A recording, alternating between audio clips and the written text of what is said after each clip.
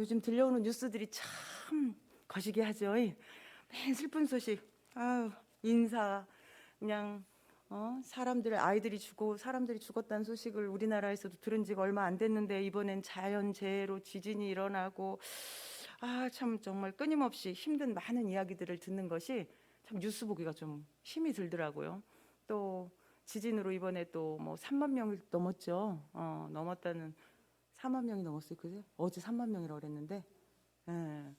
사람들이 그렇게 죽어가는 가운데 또 어떤 사람들은 그 오랜 시간이 지났는데도 기적이 일어나고 있습니다. 아직도 그 열 감지로 하니까 살아있는 생명이 있습니다라는 이야기를 하는데 정말 요즘 이 뉴스들을 볼 때 참 뉴스 보는 게 좀 겁이 난다 이런 생각이 들더라고요. 근데 예수님이 다시 오시기 전에 보일 징조들이 생각이 나는 거예요. 그러니까 참 어떻게 기도를 해야 될까? 그런 고민들도 사실 생기더라고요. 마지막을 경고하시며 일어날 일들을 하나님 말씀하셨는데 어떻게 기도를 해야 되지? 불의한 재판장 앞에서 막 그냥 물불을 가리지 않고 막 응답해 주세요 막 부르짖던 그 여인처럼 그냥 무조건 때를 쓰면서 기도를 해야 될까? 아니면 믿음대로 된다 하셨으니까 하나님 내 믿음이 이거거든요. 하나님 내 믿음대로 해주세요 하는 기도를 해야 될까? 아니면 그냥 하나님 뜻대로 되게 해주세요 하는 기도를 해야 될까? 참 생각들이 좀 많아지는 시간들이었어요. 그래서 요즘 제가 제 나름대로 내린 결론의 기도 방법은 오늘 제목의 말씀처럼 긍휼의 기도를 하는 기도로 요즘은 시간을 많이 보내고 있습니다. 긍휼은 참된 하나님의 속성 중에서 의로우신 하나님의 본질적인 요소예요. 이것은 사람들 사이에서 발견되는 일반적이고 천성적인 그런 본성에 의한 그 자비, 베풀어주는 사랑 이런 것하고는 차원이 다르고 이것은 태양빛을 비춰서 달이 빛을 반사해서 달이 밤에 빛을 발하는 거잖아요. 그런 것처럼 하나님의 긍휼하심을 입어서 그 입은 긍휼하심을 보여주는 것. 그게 진짜 긍휼을 나타내는 거거든요. 근데 또 이렇게 생각을 하는 거예요. 하나님의 특성이 긍휼이라고 하셨는데 하나님은 이 마지막 때 지금 이 같은 많은 일들이 일어나는 이 어려움을 겪는 이 사람들을 향해서 하나님의 긍휼은 또 무엇일까? 또 이런 생각이 들더라고요. 그러다가 하나님의 긍휼의 속성을 가장 잘 나타내주는 호세아서를 좀 묵상을 했습니다. 물론 본문 말씀에서 말씀을 하려는 말씀은 긍휼히 여기는 자는 복이 있나니 그들이 긍휼히 여김을 받을 것이다. 이 말씀이 본문으로 되어져 있지만 오늘 상당한 이야기는 호세아서 이야기를 좀 하려고 합니다. 호세아서는 우리가 잘 알고 있는 것처럼 선지자인 호세아에게 어느 날 하나님 말씀하시는 거잖아요. 자, 저 음란한 여인인 고멜을 데려다가 아내로 삼아라. 그리고 그 음란한 여인을 통해서 자녀를 낳아라. 이렇게 말씀하시는 거예요. 참 유 권사님 생각을 해보세요. 어느 날 유 목사님이 아직 장가를 안 갔다고 쳐봐요. 근데 어느 날 갑자기 막 몸을 팔는 막 매춘 막 하는 여자를 데리고 와서 하나님이 응답하셨으니 이 여자랑 결혼하겠습니다 하면 본인도 황당하겠지만 그 주변의 가족들과 그 지금 이스라엘 백성들이 선지자인데 이런 것들을 받아들일 수 있을까요? 저는 이 호세아서를 읽으면서 항상 이게 그 비유적이라는 건 알아요. 호세아가 하나님이시고 고멜이 음란했던 그 이스라엘 우상을 숭배했던 이스라엘 백성들을 예화로 비유했다라는 말씀을 알면서도 하나님은 어떻게 이런 비유를 하실까 이런 좀 힘듦이 있었거든요. 근데 오늘 말씀을 또 다시 묵상을 하면서 호세아서에서 나타난 가장 큰 주제인 이 긍휼에 대한 이야기를 좀 묵상하게 되었습니다. 구약 성경 가운데서 이 긍휼이라는 것은 헬라어로 람, 뭐 헤세드라는 단어를 썼더라고요. 그래서 이 긍휼이라는 단어가 가장 많이 나오는 게 호세아서라고 되어져 있길래 제가 호세아서를 좀 묵상했습니다. 호세아서 말하는 긍휼은 창녀인 고멜을 품고 용납하는 긍휼이에요.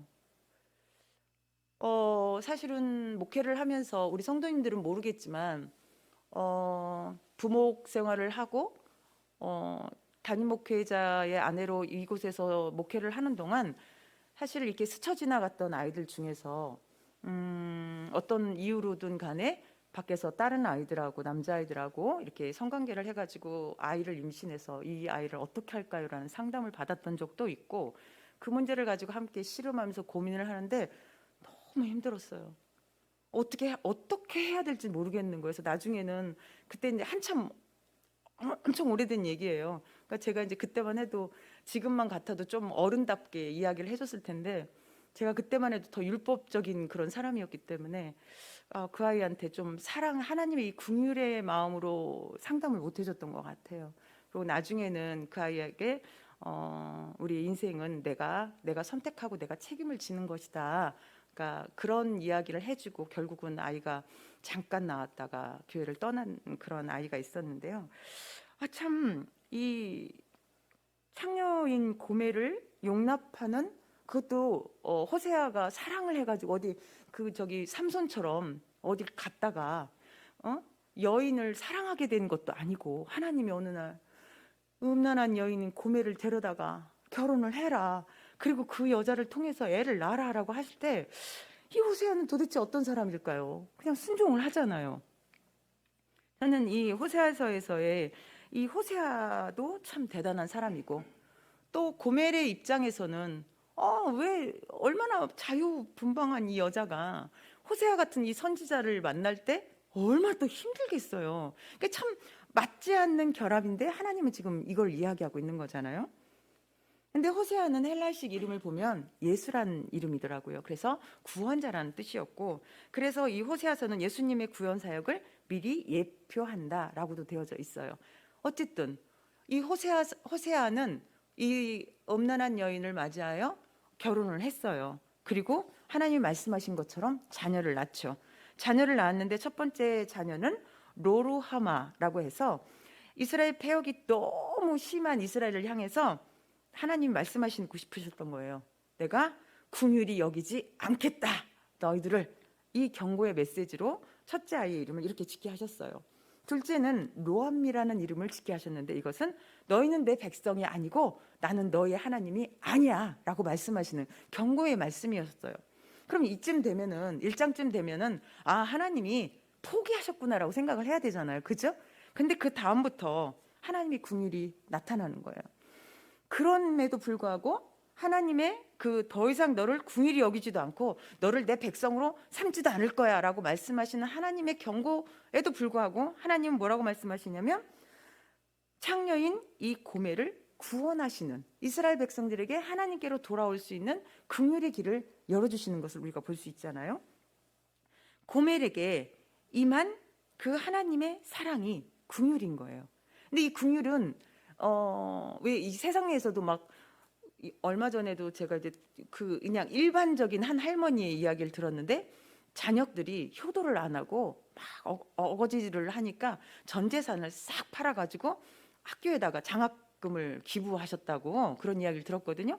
그러니까 뭔가 세상에서 칭송받을 만한 사람들이 참 많아요. 그죠? 좋은 일, 의인이라고 불리는 이런 많은 사람들이 좋은 일들을 하지만 그것은 하나님의 긍휼과는 좀 다른 거죠. 그죠? 하나님의 긍휼은 긍휼의 그 뜻을 처음에 찾아보니까 불쌍히 여겨서 그 불쌍한 그 문제를 해결해 주는 것까지가 긍휼의 뜻이 들어가 있더라고요. 그러니까 아유, 너 배고프지? 그래, 너 배고프겠다가 아니라, 너 배고프지? 너 밥 먹으러 가자. 그래서 배고픈 거를 해결해 주는 것, 이게 긍휼의 의미더라고요. 그래서 하나님의 긍휼은 그냥 말만이 아니고, 그냥 약속만이 아니고, 실행하시고 성취해서 우리들의 문제를 해결해 주시는, 거기까지 가는 것이 긍휼이라고 하는 것을 제가 묵상 중에 말씀을 알아보는 중에 좀 알게 되었습니다. 고멜에게 임한 긍휼이 지금 예수님 십자가를 통하여 용서받지 못할 죄인인 우리가 긍휼하심을 입어 구원받게 된 그것이라는 것을 제가 이야기를 하고 싶어서 이 얘기를 자꾸 많이 했어요. 호세아서 2장 23절에 보면, 내가 나를 위하여 저를 이 땅에 심고 긍휼히 여김을 받지 못하였던 자, 아까 뭐라 그랬어요? 첫째 아들이 긍휼히 여김을 받지 못하는 자, 그죠? 로루하마라 그랬잖아요. 그러니까 긍휼히 여김을 받지 못하던 자를 긍휼히 여기며, 내 백성이 아니었던 자 로암미, 내 백성이 아니었던 자에게 향하여 이르기를 너는 내 백성이라 하리니 저희는 이르기를 주는 내 하나님이시라 하리라. 하나님이 또 기회를 주시는 말씀을 들려주시는 거죠.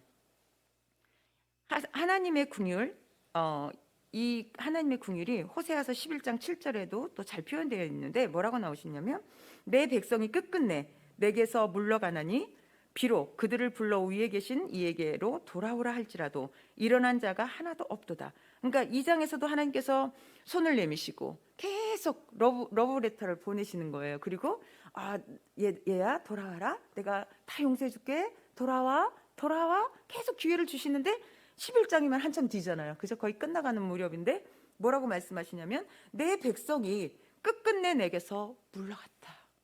참 가슴 아픈 일이잖아요. 그들을 불러 위에 계신 이에게 돌아오라, 하나님께로 돌아오라고 말을 하는데 일어나는 자가 없는 거예요.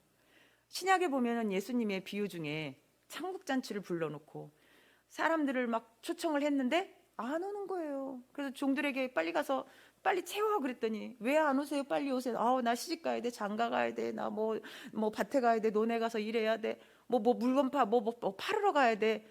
변명들이 많죠. 그래서 나중에 몸 불편한 많은 사람들을 불러서라도 내 잔치 자리를 다 채워라라는 얘기가 나오는 것처럼 여기서도 보면은 하나님이 초청하시는데 일어나는 자가 하나도 없었다는 거예요. 저는 요즘 세대를 좀 생각해 봤어요.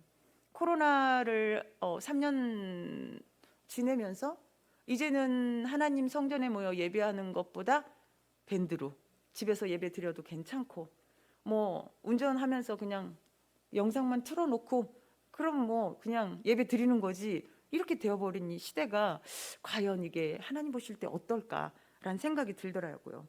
근데 분명한 건 그럼에도 불구하고 창녀짓만 하던 고멜에게 값없이 부어지는 용서와 용납과 사랑과 회복을 베푸셨던 그 하나님의 궁율이 임했던 것처럼 지금 이 시대 우리들을 향해서 하나님께서는 뭐라고 말씀하실까?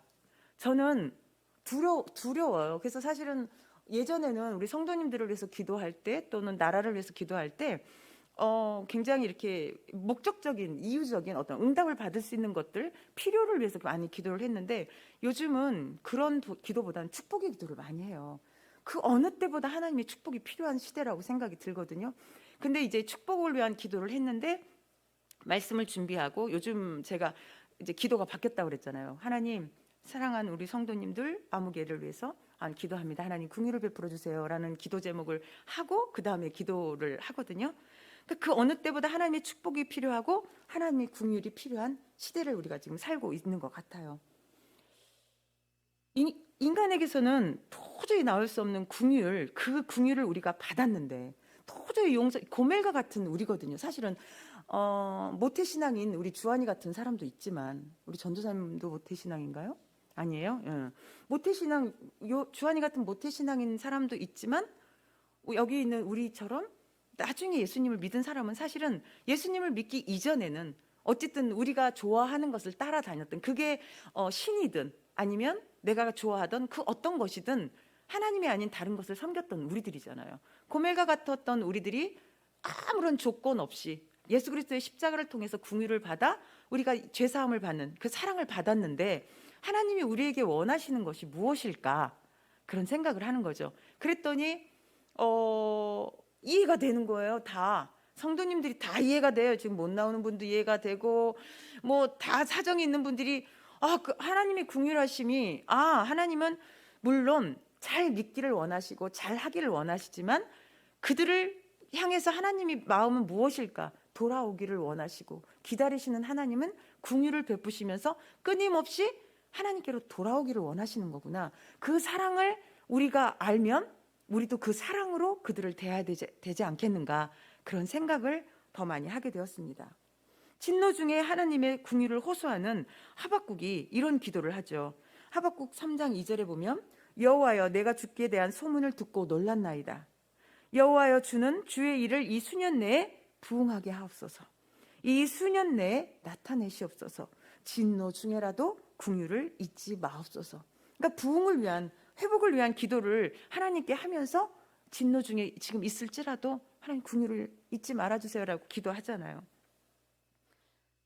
호세아가 하나님의 말씀에 순종해서 그 창녀인 여자인 고멜을 아내로 맞이했던 것도 호세아가 하나님으로 받던 그 긍휼이 있었기 때문에 이 사랑을 베풀 수 있었다고 생각을 해요.